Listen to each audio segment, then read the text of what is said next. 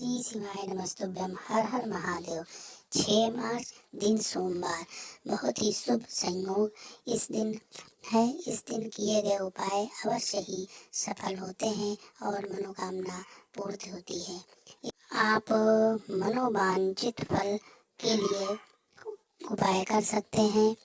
यदि आपका व्यापार नहीं चल रहा है, आप पे कर्जा बहुत है, रोग मुक्ति के लिए उपाय और व्यापार में वृद्धि के लिए उपाय, नौकरी नहीं लग रही है, विवाह नहीं हो रहा है, उसके लिए भी इस वीडियो में उपाय बताए गए हैं। और यदि आपका कोई कार्य अटक रहा है, बहुत ही प्रयास कर लिए हैं, फिर भी आपका वो काम नहीं बन रहा है, तो उसका भी उपाय बताया गया है। आइए सुनिए गुरु जी के ही श्रीमुख से उपाय। कभी सोमवार का दिन हो, क्योंकि शंकर जी को सोम प्रिय है। सोमवार का दिन चंद्र का वार शिव जी को प्रिय है। बेलपत्री के वृक्ष के नीचे बैठकर हाथ में एक बेलपत्र का पत्ता रखकर आप पंचाक्षर मंत्र नमः शिवाय, ओम नमः शिवाय या श्री शिवाय नमस्तुभ्यम या महामृत्युंजय मंत्र का स्मरण कर रहे हो, पर डंडी का भाग अपनी ओर, बेलपत्र की बीच वाली पत्ती का भाग बीच वाली उंगली की ओर रखकर अगर आप स्मरण कर रहे हैं और अपनी कामना कर कर बेलपत्री के वृक्ष के नीचे बैठकर उस पत्ते को सम्मुख रखकर बाबा से विनय कर कर एकांत में उस बेलपत्री के वृक्ष की छांव में,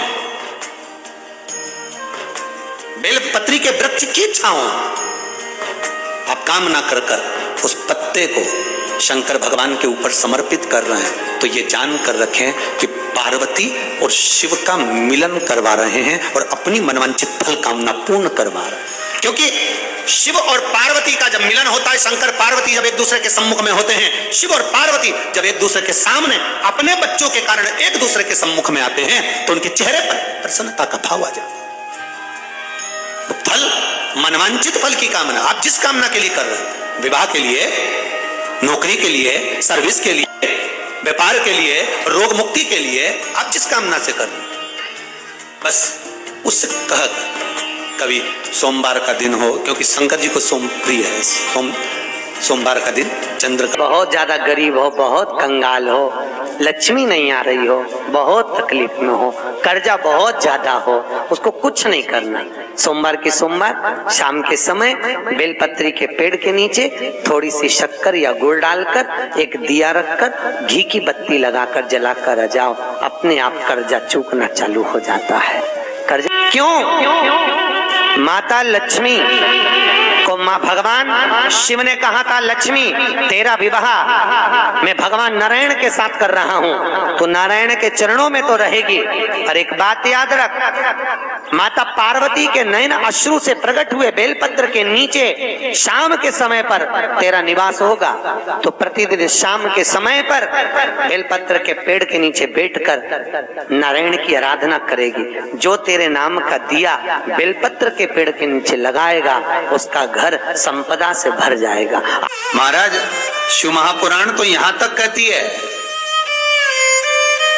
कि आपका कोई काम अटक रहा है, कोई काम नहीं हो रहा, बहुत परेशान हो गए, बहुत थक गए उस काम के लिए, सबके हाथ भी जोड़ लिए, सबके पास होकर आ गए, पर वो काम बढ़ ही नहीं रहा, तो निवेदन करते हैं घी के दिए में काली तिल डालकर सोमवार के दिन शंकर जी के मंदिर के सामने तुम रुका जी का नाम लेकर दिया लगाकर जिस काम को तुमने दुनिया के आगे कहकर देख लिया, कर देख लिया, नहीं हुआ, उस कार्य को एक बार दिया लगाकर निवेदन कर कर फिर जाकर देखना, काम आगे बढ़कर ही रहेगा, छूटेगा नहीं, अग्रणी। कहीं लग जाए आपकी जिंदगी में कि अब मेरा जीवन बहुत नरक सा निकल रहा है, बहुत कष्टमय निकल रहा है, ये बेलपत्री लेना, इस बेलपत्री के बीच वाले पत्ते पर पीला चंदन लगा लेना। कितना लगाना है? बीच वाला जो पत्ता है उस पर पीला चंदन। जब आपको लगे कि मेरा जीवन बहुत कष्टमय है, अब ये रोग, अब ये कष्ट दूर ही नहीं हो रहा, अब ये आए दिन तकलीफ पर तकलीफ बढ़ती जा रही है, आए दिन रोग बीमारी, पैसा घर में बच नहीं रहा, बहुत कष्टमय जीवन है, इसमें लगाओ पीला चंदन बेलपत्री की बीज पत्ती पर। महाराज, और बीज पत्ती पर जब चंदन लग जाए, लगने के बाद में ये दोनों पत्ती पर लाल चंदन लगा लीजिए। इन दोनों पत्ती के बीच में जो डंडी का भाग होता है, आपको कहा था, आपको स्मरण में होगा शायद, हमने जब बेलपत्री की महत्वता बताई थी तो उस बेलपत्री की महत्वता में कहा था ब्रह्मा विष्णु महेश ये तीन हैं, बोला था। बीच में ये बड़ी पत्ती से लेकर जो दो पत्तियां होती हैं, इनके बीच में जो जगह बचती है, इसमें मां पार्वती के 64 योगनियां, मां पार्वती अपनी पूर्ण सिद्धि के साथ में जितनी भी देवी के स्वरूप हैं, वो माता 64 योगनियां देवी के स्वरूप में यहाँ पर विराजमान होती हैं। दो पत्ती के नीचे से जो डंडी होती है नीचे तक, ये पूरी डंडी में 33 कोटि देवी देवताओं विराजमान होते हैं इस पूरी डंडी के अंदर। तो ये बीच वाली पत्ती है, ये जो बीच वाली पत्ती का जो भाग होता है, इस पत्ती के भाग में शहद का प्रयोग कर कर, यहाँ पीला चंदन, लाल चंदन, लाल चंदन, शहद का प्रयोग कर कर, इसी तरह से पकड़कर ये बेलपत्री की जो डंडी है वो अशुक सुंदरी पर जब आप समर्पित करें तो जहां से जल बहता है उस ओर पर इस पत्ती को चढ़ाकर केवल आपके हृदय की बात कहकर देवाधिदेव महादेव से कोई भी शिव जी का मंत्र, पंचाक्षर नमः शिवाय, षडाक्षर ओम नमः शिवाय, श्री शिवाय नमस्तुभ्यम, या महामृत्युंजय मंत्र, जो शिव का मंत्र हो आपके पास में, उसको बोलते हुए देवाधिदेव महादेव को धीरे धीरे जल की धार चढ़ाना प्रारंभ करो। जल की धार जब पूर्ण होने लगे, उसमें थोड़ा जल बचे, तब अशुक सुंदरी पर जो तुमने बेलपत्र चढ़ाई है वहां उस जलधार को चढ़ाएं।